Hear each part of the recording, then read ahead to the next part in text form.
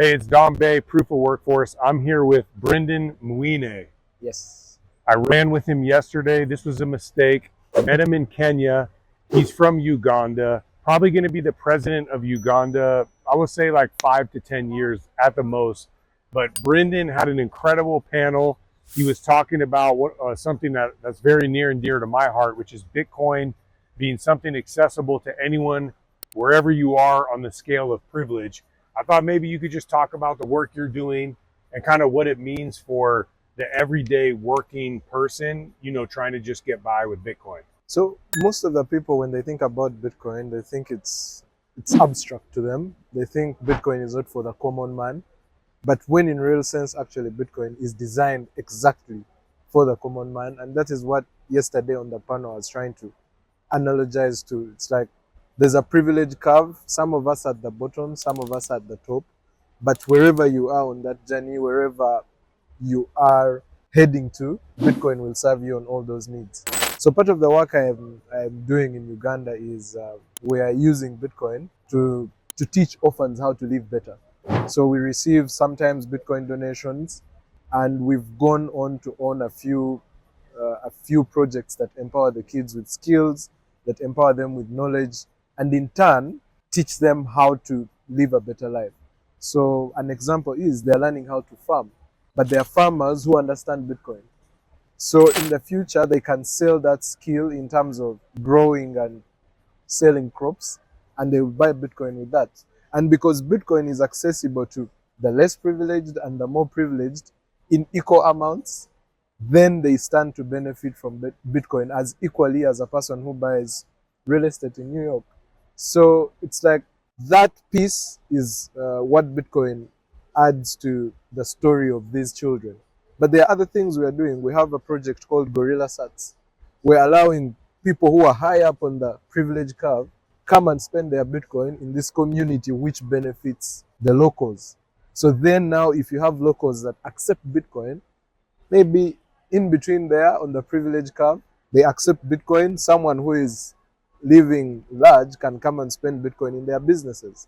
So there's all these linkages that Bitcoin allows, which are not usually in the traditional finance. Someone who wants to tap a card cannot support a local business that doesn't have a Visa machine. But someone who has Bitcoin, regardless of where they are from, they can pay Bitcoin into someone's phone, which is not a smartphone. So it's just beautiful. Everyone. It's just beautiful. One more question, because I know our videographer has to go in a second. But what do you say to the worker that thinks, hey, I have to spend most of my money on food and groceries to feed my family. I'm never going to get ahead. Why should I save? If I get, $10, why should I save 10 cents in Bitcoin? What's it going to do? How's it going to change my life? And it's by default that the current money doesn't show us the advantages of keeping something for the future. But it's painful to start the saving culture because it's a culture that has been killed by traditional finance. But as a worker, I would encourage you to even put down 1 cent. Because what happens with a savings mindset, and especially on the Bitcoin standard, I've witnessed this, when we give the little children sats, and they know if they don't spend it today to buy 1 fruit, tomorrow they might buy 3.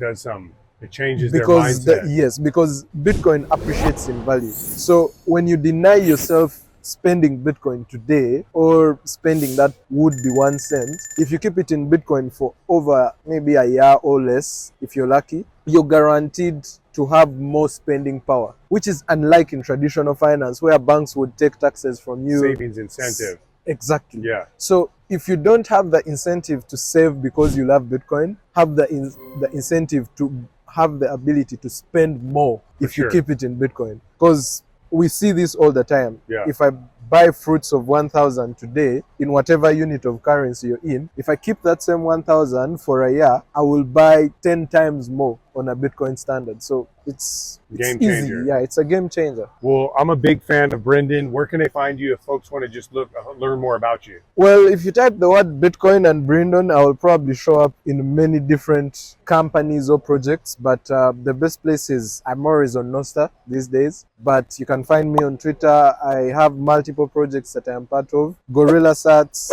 Bitcoin Kampala, Juicy B, and anything Bitcoin related. Maybe soon I will be contributing to building El Salvador as well. Okay, man. I'll come visit you soon. Don't run with this guy unless you're going to get out of breath or uphill. And Dom from Proof of Workforce will talk to you soon. Thank you, brother. Thank you.